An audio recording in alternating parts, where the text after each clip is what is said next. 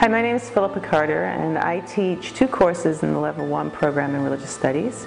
Religious Studies 1B6, Introduction to World Religions, with my colleague Dr. Ann Pearson, and Religious Studies 1D6, Introduction to the Modern Study of the Bible. She teaches the first term, and I teach the second. She covers Asian traditions, and I teach about the religions of Abraham, namely Judaism, Christianity, and Islam. Like many students, even today, 30 years ago when I started my undergraduate degree, I didn't plan on doing a degree in religious studies. And when I went to university, I dropped a course and picked up a religious studies course simply because it fit into my schedule. But I enjoyed it so much that I wound up doing my undergraduate degree in religious studies and then went on to graduate school. To be honest, I don't really know anybody who has ever decided when they graduated from high school that they were going to go to university and get a degree in religious studies.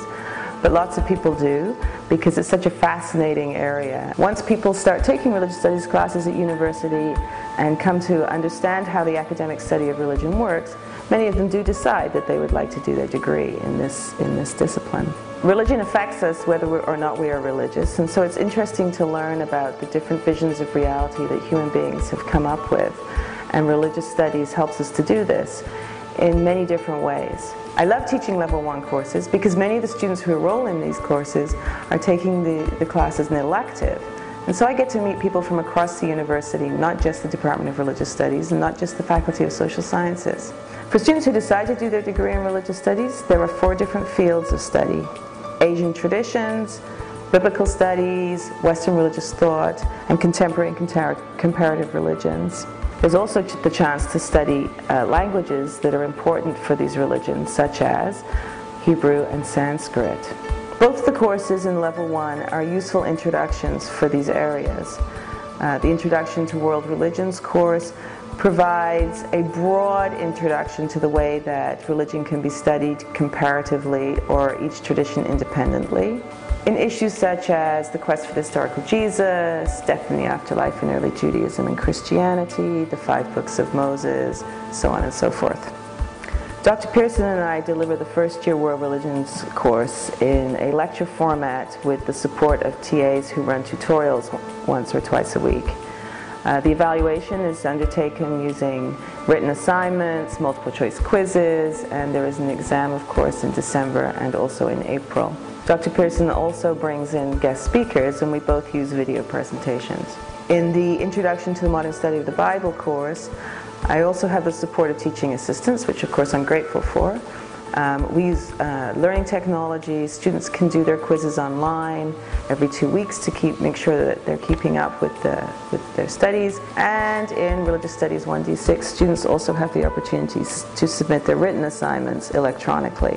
The teaching assistants are important colleagues. They are mostly graduate students in our graduate program here in Religious Studies. We have a really good graduate program, and so we're grateful for the support of these colleagues who work so hard to make the delivery of these Level 1 courses successful. And I have to mention our administrative assistant for the undergraduate program, Jennifer Nettleton. If you get through any course in religious studies without speaking to her to smooth over paperwork or anything else, then you haven't gotten your money's worth. And I wouldn't be able to teach so many students in Level 1 without her help, and she's excellent at what she does. So she's worth getting to know if you're taking religious studies. Students have the opportunity to study Hebrew and Sanskrit if they decide to pursue a degree in religious studies. Biblical Hebrew is important for understanding the Jewish scriptures more fully, and Sanskrit, an ancient South Asian language, is very important for understanding Indian philosophy and the tradition that became what we call today Hinduism. The Introduction to Our Religions and the Introduction to the Modern Study of the Bible are important courses for the program at Level 2 and beyond. As I said, there are 4 areas that the program covers in religious studies here at McMaster: Asian traditions, biblical studies, contemporary and comparative religion, and Western religious thought. And these two courses are important foundational courses for anyone who decides to take courses in level 2 or above in any of those areas.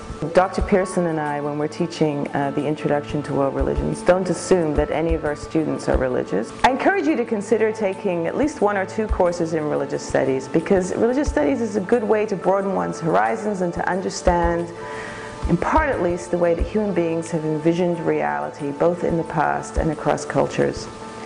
I hope to see you in September, or even before if you'd like to drop by my office for a chat.